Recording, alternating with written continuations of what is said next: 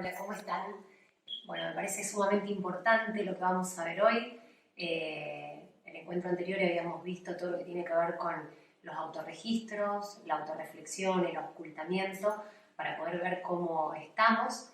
Y hoy nos encontramos con un tema que desde Espacio Generar es clave y es una de las cuestiones que más tenemos en cuenta. Y tiene que ver con la comunicación, fundamentalmente con el diseño de comunicación. Y para eso se hace vital poder entender un poco la clasificación de lo que es la comunicación. Y vamos a hacer como una presentación de 4 estilos. Dentro de esos 4 estarían la comunicación pasiva, la comunicación pasivo-agresiva, la comunicación agresiva y la comunicación asertiva, que por excelencia es la que tenemos que reforzar. Vamos, para que más o menos cada uno también pueda ir identificándose en cuál se encuentra mayoritariamente, la idea es poder identificar un poco las características generales de cada una de estas comunicaciones. En la comunicación pasiva nos encontramos con una situación en donde la persona se encuentra con una situación en donde todas las emociones quedan adentro, nacen y terminan en sí mismo, y los impulsos van desde dentro, ¿no? Queda todo ingresado en la persona, por lo cual, obviamente, digamos, estamos frente a una comunicación que da un saldo negativo, ¿no? La persona prácticamente, digamos, tiene todo su mundo interno, pero no lo comparte, no busca el interlocutor válido con el cual poder quedarse en equilibrio de acuerdo a lo que le está ocurriendo. Por lo tanto, es una comunicación o un estilo comunicacional a rever. Nos encontramos también con que muchas veces la comunicación pasiva se combina con la comunicación pasivo-agresiva, en donde la persona acumula, y en algún momento va al acto de manera instintiva, o sea, no hay un control, claramente, digamos, porque la persona aguantó tanto, digamos, internamente, que cuando pasó al acto lo hizo de manera impulsiva. Claramente acá también nos encontramos, digamos, con un estilo de comunicación negativa, porque la persona no fue haciendo la sublimación, si se quiere, o la catarsis necesaria, como para poder ir haciendo, digamos, un autorregistro y un verdadero ocultamiento, y cuando salió al acto lo hizo de manera totalmente descontrolada y pero muy probablemente no con el interlocutor válido, que es lo que se requiere. ¿Por qué soy tan detallista con este tema del interlocutor válido? Si yo tengo un problema, una problemática, ¿no? Y tengo una situación por resolver, si yo lo hablo con cualquier persona o lo trabajo de manera irrespetuosa al tema, en algún punto, digamos, no voy a estar haciendo la descarga apropiada porque solamente el equilibrio lo conservo si yo tengo un problema y busco el interlocutor válido para poder hablarlo. O sea, si tengo un problema con alguien, busco a ese alguien para poder resolverlo. Solo ahí se genera nuevamente lo que se diría la homeostasis, el equilibrio para poder volver a mi eje central, ¿sí? Con cualquier otra persona, con cualquier otra situación, lo único que hago es generar una comunicación irresponsable, lo cual deviene luego en una cadena de comunicación irresponsable, porque claramente no sabemos dónde puede terminar. En cambio, si yo voy con el interlocutor válido, termina donde tiene que terminar y con la persona que tiene que escucharlo. Y la comunicación agresiva, por ejemplo, la tercera, obviamente acá no hay un control, digamos, en lo absoluto del yo, del propio autorregistro, por lo tanto la persona impulsivamente tiende a ir directamente al choque. Por lo tanto acá, digamos, no hay un atravesamiento lógico formal, racional, en donde la persona verdaderamente pueda encontrarse en el liderazgo de las emociones y habiendo, digamos, hecho ese encuentro, poder decidir cómo, cuándo y con quién hablar.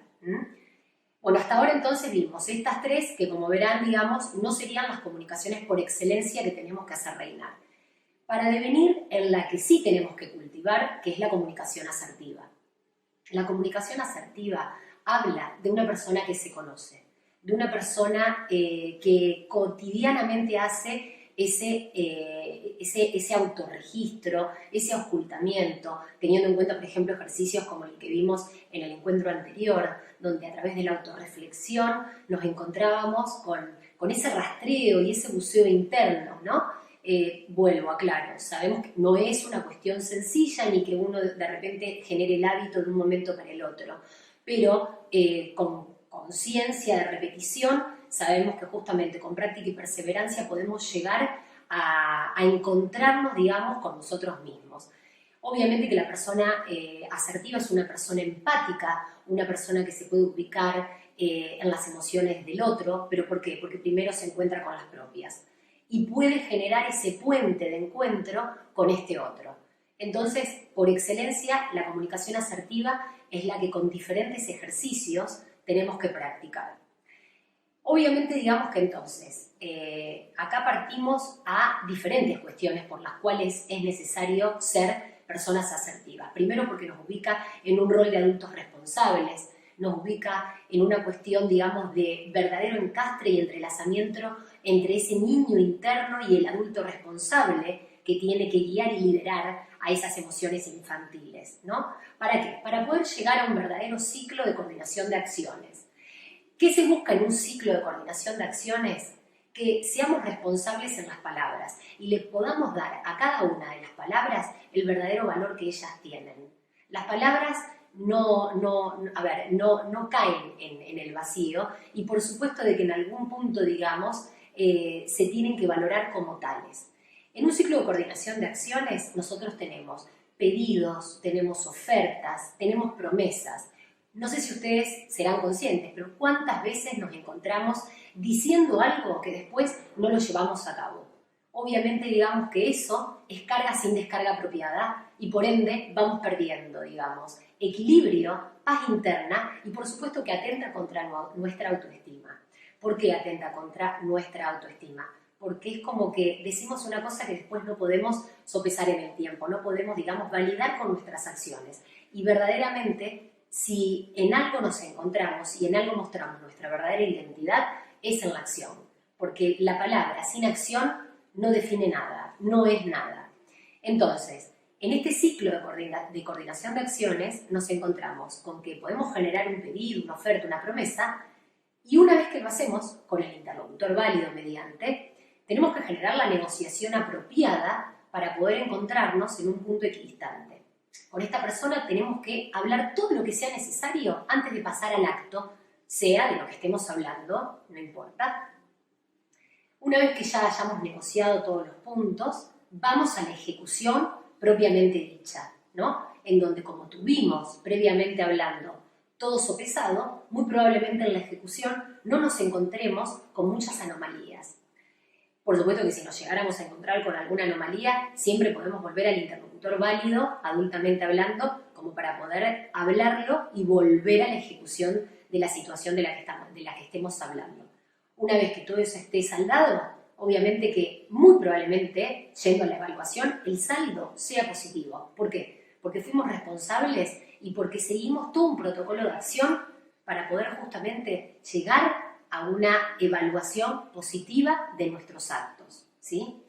Creo que si hay algo que es importante es entender que la palabra sin la acción correspondiente no genera un cambio, no genera nada positivo. Por lo tanto, siempre para poder prever y para poder estar organizados nosotros mismos como personas, como sujetos, es identificar que todo lo que tenemos a nivel de pensamiento esté seguido por la acción correspondiente, para poder justamente lograr ese famoso y tan buscado equilibrio interno.